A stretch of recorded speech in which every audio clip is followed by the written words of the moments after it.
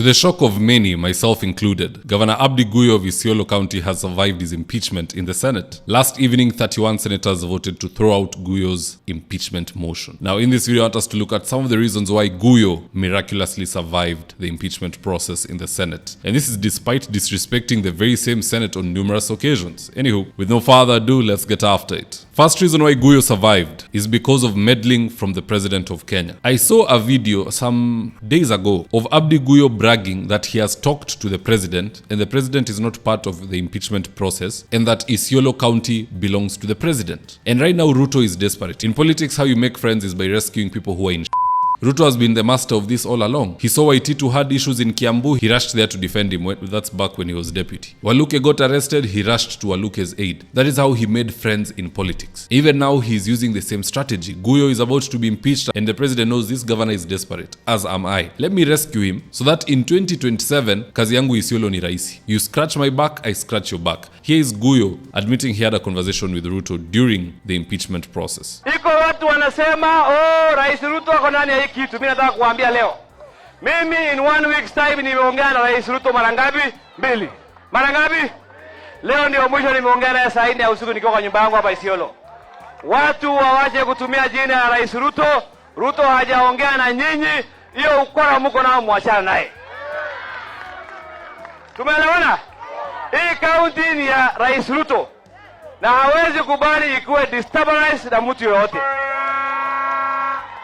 Tumeelewana jameni? So hiyo ni kama ilikuwa order from above. Second reason why Guyo survived. Isiolo MCAs could not provide the Hansard or any form of evidence that they met in the county assembly and impeached Guyo. In fact, it was so bad that senators who usually contribute nothing like Karen Nyamu came out to lecture them. Here's a tip. Mr. Speaker, with all due respect, this is a joke and a dangerous one, Mr. Speaker. Where does the team of the County Assembly of Isiolo get the audacity to walk into this Senate without a shred of evidence that a sitting of a county assembly ever took place? Mr. Speaker, this is not a WhatsApp group. This is a constitutional institution. Where is the Hansard?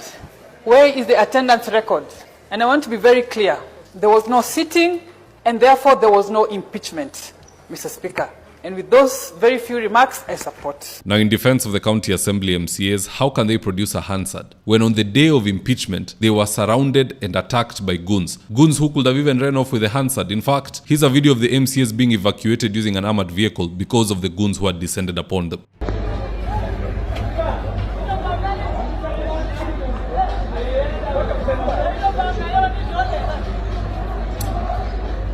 Anywho, that aside, Amason Kingi made sure to warn Governor Guyo that this is not a victory. This is a temporary victory because of the missing Hansard and also the order from above. However, if Guyo does not play well with the MCAs, and I doubt he will, he's the type of combative leader like Kawira, fighting everybody. It'll be just a matter of weeks, as Kingi has told him. He could be back there in the Senate for another impeachment, and this time it might have the Hansard. Here's the tip. To the governor, let me offer you unsolicited advice. This is not a win, and therefore the Senate does not expect you to go out there chest thumping. This is a postponement of your case. It is a postponement of your hearing. Now, depending on how you're going to carry yourself from today going forward, that case may never be heard. Depending on how you're going to behave out there, your case may be back here in a matter of days. It's up to you. From the little that we've gathered through this preliminary objection, clearly there are cracks on the walls of Isiolo County. If I were you, I'll go mend those cracks.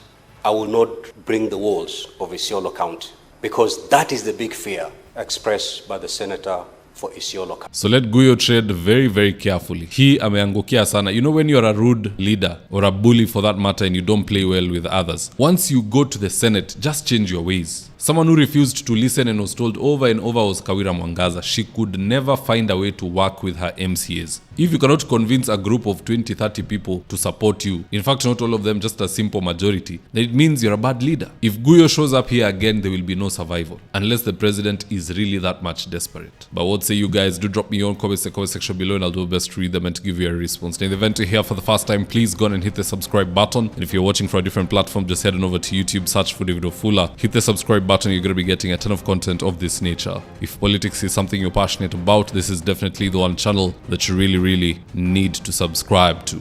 Alright guys, adios.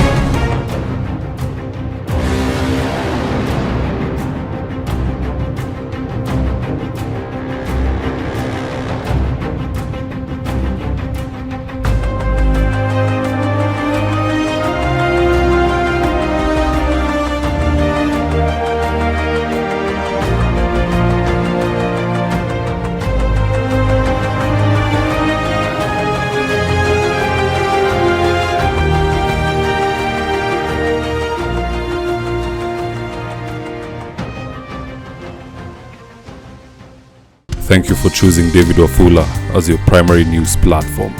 We put countless hours in research, recording, and editing. By showing up each and every day to watch our videos, you encourage us to generate more videos for the viewers. We are on a mission to inform, educate, and build a better tomorrow. To our thousands of followers in a world full of presidents, kings, and queens, you are the real gem. Adios.